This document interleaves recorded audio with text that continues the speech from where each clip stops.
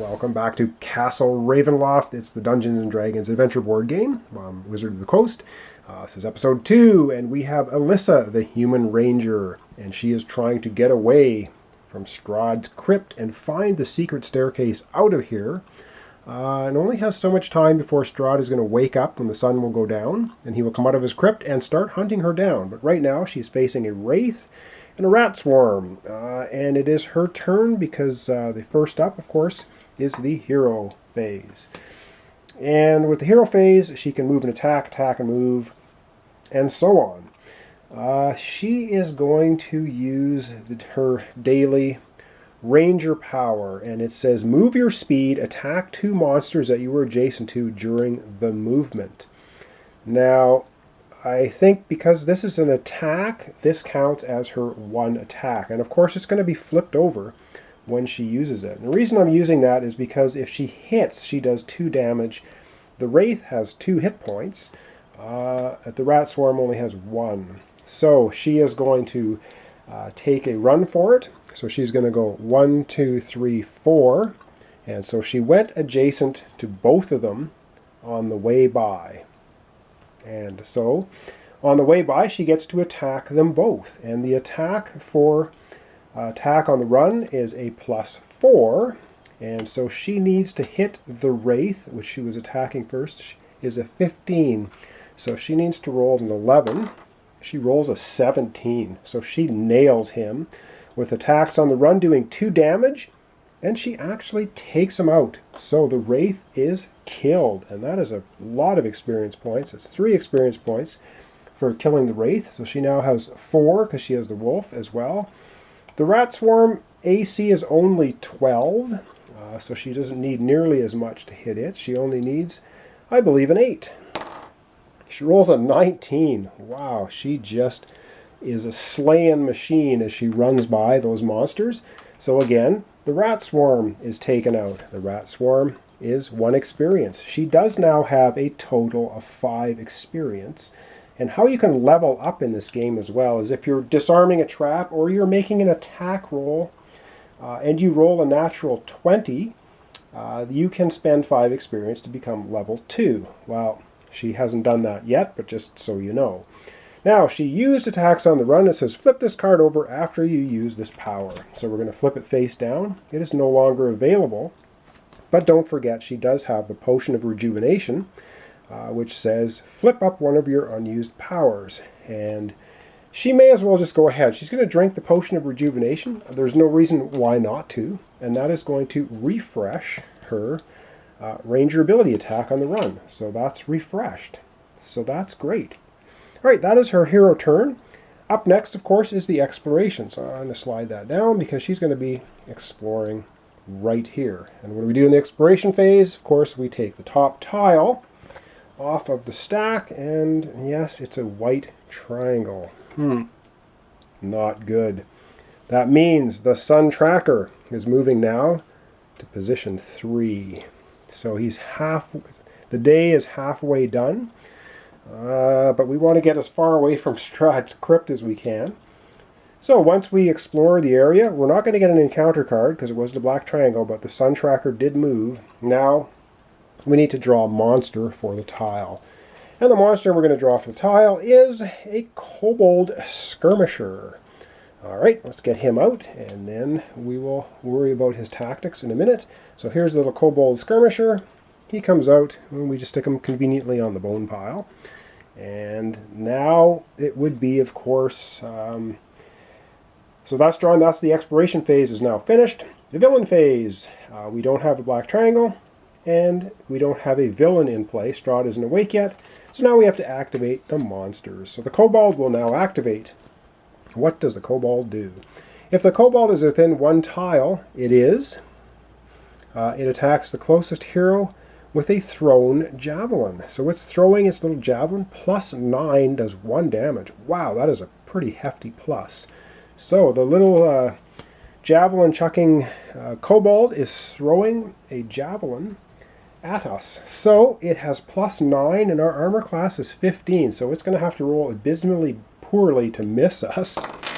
And it rolls an 8. 8 and 9, 17.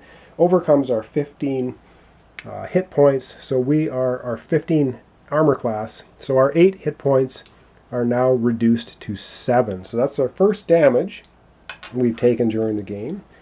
All right, and that's basically the end of the turn.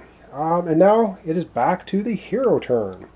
So we can do a move and attack, or attack and move, or move twice. So I think we're just going to go move 1, 2 spaces, and we're going to do an attack. And yes, we're just going to use our one adjacent monster takes 1 damage. We're doing a careful attack. And our Kobold Skirmisher only has 1 hit point. We end up killing it. So we take it, threw a javelin at us, did us some damage. We used our careful attack, took it out. Continuing on. Okay, we are at an edge. We don't have to be because we have the scout ability, but we are. So we're going to explore. We're going to explore towards the north. So again, the next dungeon tile. And again, we get another huge room, but this time it has a black triangle on it. Okay, that may not be what we want. So let's take a look here. That is our exploration phase. And it says draw a dungeon tile and place it. Draw a monster card and place the monster. So our next monster card, in here we have a zombie. All right, so let's get out a zombie, and there it is. Zombie, and he goes on the bone pile. And now that is our exploration phase finished. Now we're into the villain phase. If you didn't place a tile, or if you place a tile with a black triangle, draw an encounter card. Now we do have 6 experience. We can bounce this encounter card if it's extremely nasty. It is an illusory trick, an event. The active hero swaps places with the monster that is farthest from him or her. I don't have a problem with that encounter. That's really not that bad. So basically, we just swap places. So there was some trick of lighting or some bizarre circumstance in the crypt here that had us swap places. Okay, that wasn't terrible. It didn't damage us. Wasn't a trap or anything horrible. So next up, if there was a villain in play, Strahd's not awake yet, he would activate and activate each monster. All right, so the zombie is going to activate. What is the zombie going to do? It says if the zombie is within 1 tile of the hero, it moves adjacent to the closest hero and attacks that hero with a rotting fist. Okay, and it does 1 damage if it hits you as for each monster on the zombie's tile. So it just moves up to you and it just punches you 1 for each monster on the tile. Well, it's going to be, of course, 1 monster on the tile. So if it hits us at +5, it will do 1 damage. And it rolls a 12. 5 is 17. It does indeed hit us for 1 more damage. So now we're damaged down 2 health. So we have 6 health left out of 8. Okay. Let's continue on a little bit more. We can have at least have time for 1 more turn here. And so, of course, hero phase up first. We can attack, move, attack, move twice. Yes, we are using careful attack. Once again, 1 adjacent monster takes a damage. Zombies have only 1 health point. So, boom, we just slice them down, because that's what we do. And now we can move. And so I will continue on this way. Again, don't have to be at the edge, but I'm just going to move 2 spaces there. Exploration phase. We draw a dungeon tile. We flip the tile over, and we're going to get an encounter, which I guess is better than Strahd waking up. Maybe, maybe not. I don't know. But of course, the next thing we do is draw a monster. This is all part of the exploration. And we get a Ghoul. That doesn't sound too good, but I'm sure we'll find out what he does here in a second. So there is a Ghoul hanging around in that location. All right, that's the exploration phase finished with. And now, yes, we drew a tile with a black triangle. We have an encounter. We can bounce the encounter. We have 7 experience now. Event, reinforcements. Choose the hero controlling the fewest monsters. That hero places a new monster on any tile with an unexplored edge. Okay, again, you know what? That's not so bad, so I don't think I'm going to bounce it. So let's just, and I'm going to do it all the way back at Strahd's tomb. So the monster we get is a skeleton. And so the skeleton is going to appear a long, long way away. So it must have been the pile of bones. So I will readjust the camera and I'll show you where the skeleton is going to appear. All right, so way back in Strahd's crypt, I'm going to have the skeleton appear there. So that's 1, 2, 3, it's at least 4 or 5 tiles away from where we are right now. So I guess from the pile of bones, the skeleton starts waking up. All right, let's go back to our play area and continue. All right, so continuing on, if a villain is in play, we would activate it. Strahd's not awake yet.